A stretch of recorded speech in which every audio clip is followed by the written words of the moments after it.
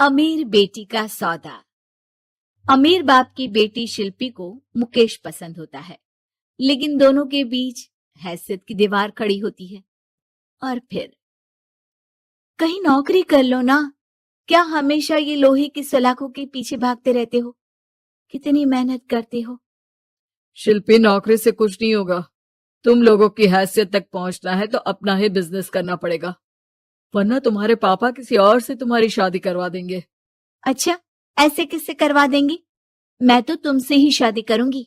बोल दिया तो बोल दिया, बस। मुकेश उस बेचारी को समझाता भी तो क्या।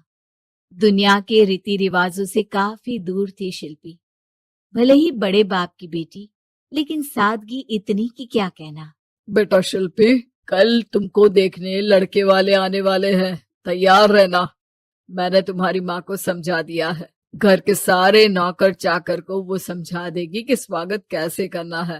कैसी बात कर रहे हैं पापा? मैं तो मुकेश से प्यार करती हूँ, उसी से शादी करूंगी। मैंने आपको बताया था ना। मुकेश किसका बेटा है? वो स्टील किंग सिंघानिया का, या वो जो बड़े ज्वेलरी वाले हैं मेहता, उनका? नहीं नहीं पापा, अ, वो अपना ही काम करता है, लेकिन एस्टेब्लिश नहीं है अभी। पापा, वो आपके पास तब आएगा जब कुछ बन जाएगा। आप प्लीज थोड़ा सा वक्त दे दीजिए। पिता को शिल्पी की बात पर गुस्सा आ जाता है। वो उससे कुछ नहीं कहते और शिल्पी की माँ के पास जाते हैं। ये संस्कार देकर बड़ा किया तुमने शिल्पी को, और कैसे मैं किसी भिखारी के साथ उसकी शादी कर दूं? कौन है ये मुकेश? मैं जानती हूँ, बड़ा ही होनहार लड़का है।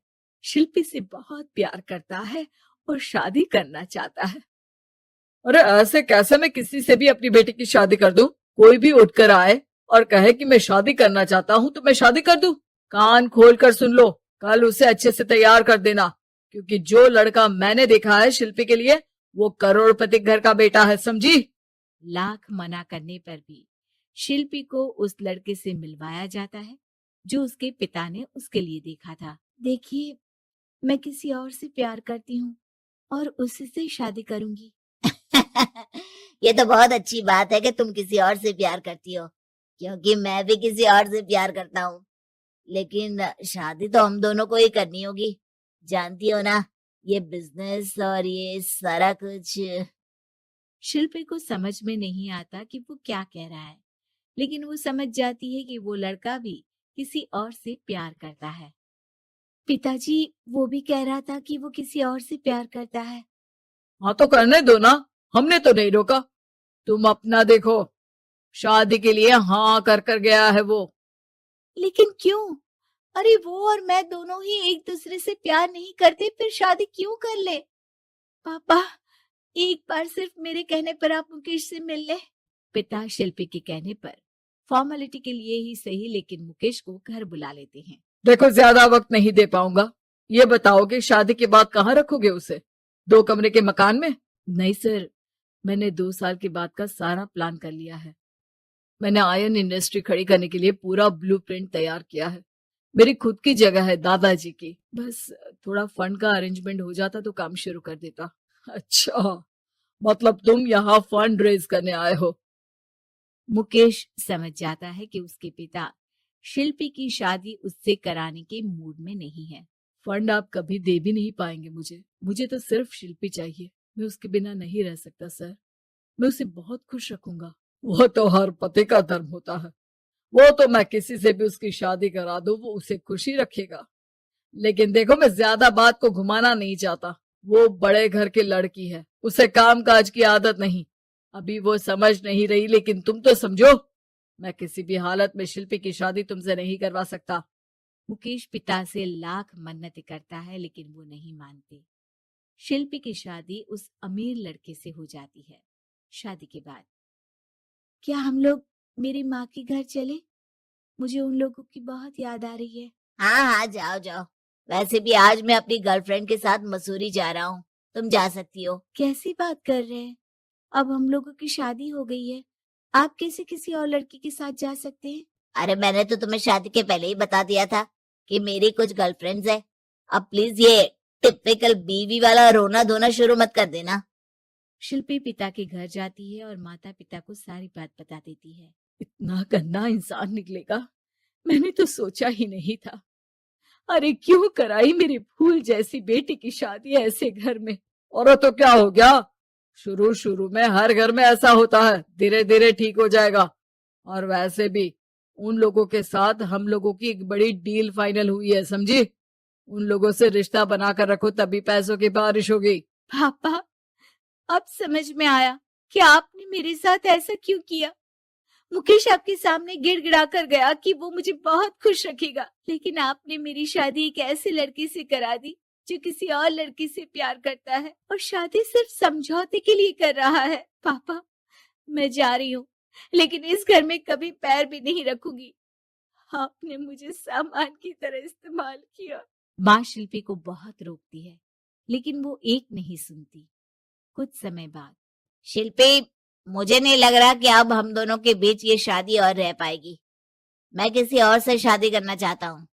वैसे तुम परेशान मत हो ना, तुम्हारे पापा के साथ हम लोगों की डील जो चल रही है ना, वो नहीं रुकेगी, क्योंकि तुम बहुत अच्छी लड़की हो।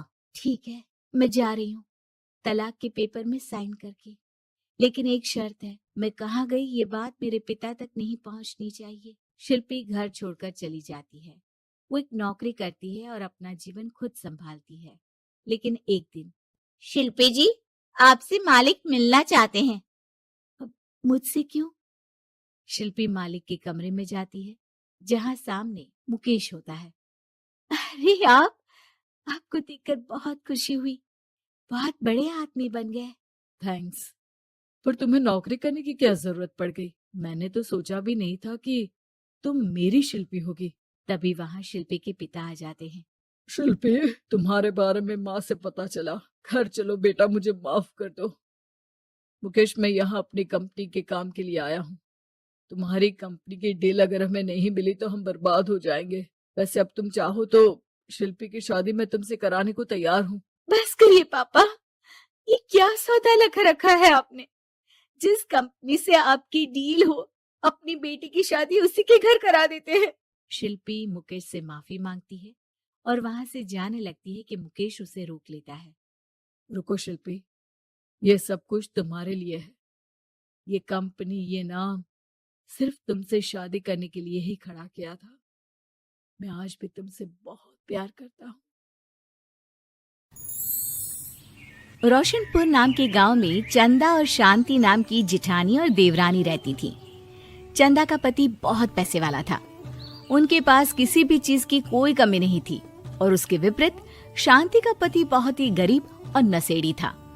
शांति चंदा के घर में काम करके अपना घर चलाती थी।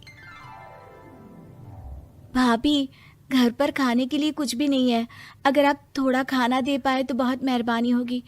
मुझे जो भी पैसे मिलते हैं वो तो आपके देवर नशे में उड़ा देते हैं। ये तुम लोगों का ना रोज रोज का ड्रामा हो गया है। अब देवर जी कमाते नहीं है तो मैं क्या करूं? तुम्हारा पति तो तुम्हारी सारी कमाई दारू में उड़ा देता है, रहने दो भूखा उसे।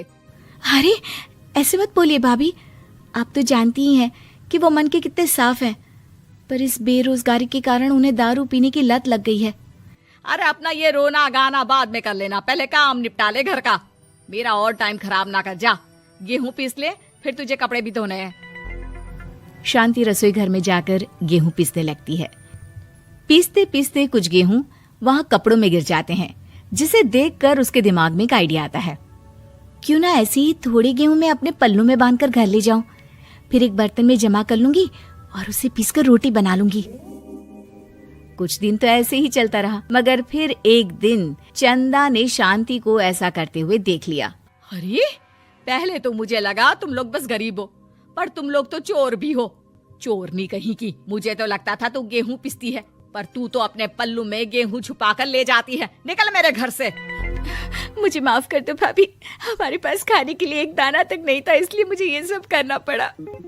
अरे तुम लोग मेरे रिश्तेदार हो, इसीलिए दया कर कर तुझे मैंने अपने घर पे काम पर रख लिया, पर तू और तेरा पति हमारे खानदान का नाम मिट्टी में मिलाने पर उतारू हो चुके हैं। आपको मुझे जितनी गालियां देनी है दीजिए, मारना है तो मार भी लीजिए भाभी, पर मुझे काम से मत निकालिए। परिवार की बात है, वरना कोई और ऐसा काम करता ना तो धक्के मार कर कब से घर का बाहर निकाल दिया होता। रोते रोते शांति अपने घर चली जाती है, जहां उसका नशेड़ी पति कहता है, अरे कहाँ रह गई थी कामचोर, इतनी देर क्यों कर दी? आज पैसे लाई कि आज भी खाली हाथ वापस आ गई है? अपने हाथ दिखा, जरूर पैसे छुपा लिए ताकि मैं दारू ना पी पाऊं।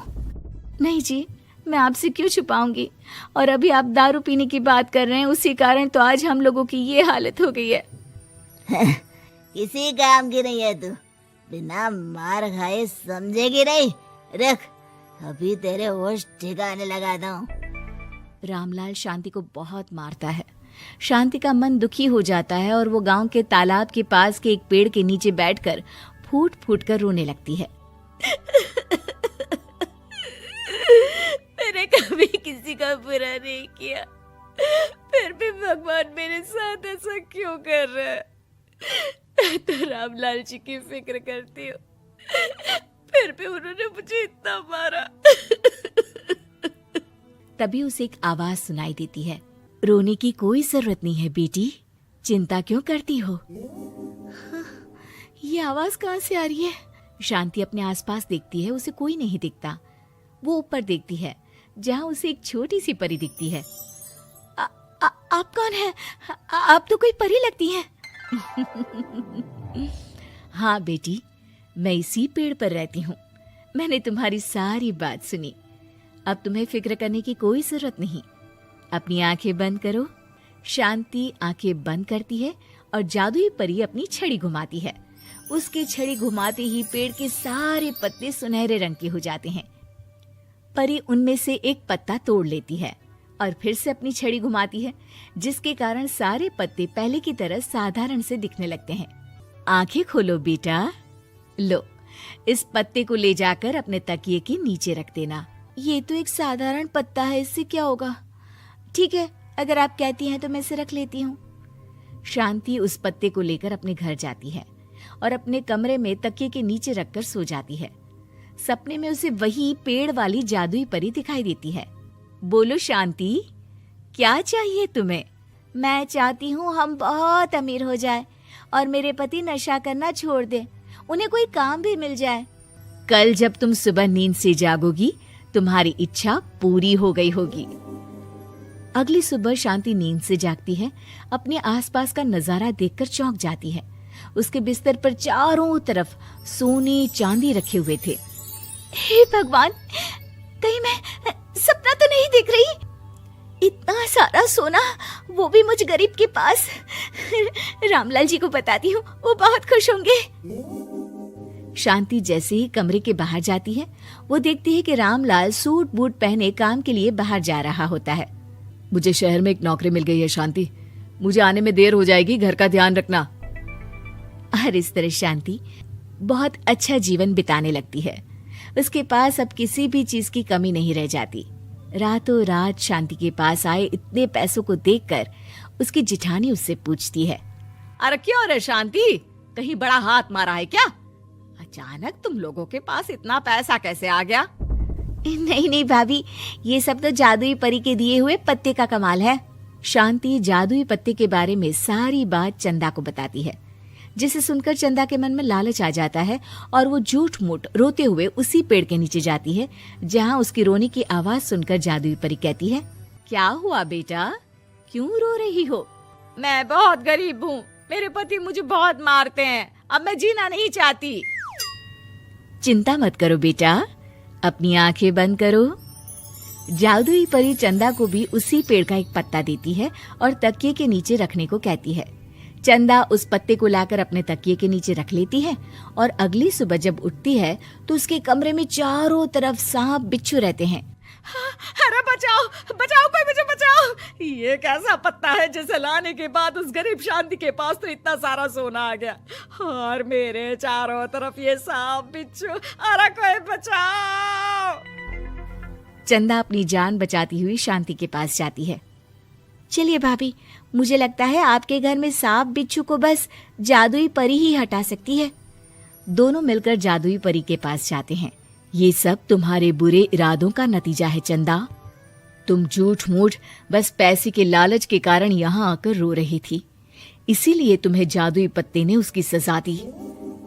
अरे मुझे माफ कर दीजिए जादुई परी, मेरे मन में लालच आ गया था। अरे शांति, तुम भी मुझे माफ कर दो, मैंने तुम्हारे साथ बहुत गलत किया है, फिर भी तुम मेरी मदद के लिए आई। चंदा को अपनी गलती का एहसास हो जाता है, इसलिए जादुई परी उसके घर से सारे सांप बिच्छू को गायब कर देती है। चंदा और शांति आपस में मिलजुल कर रहने लगती हैं।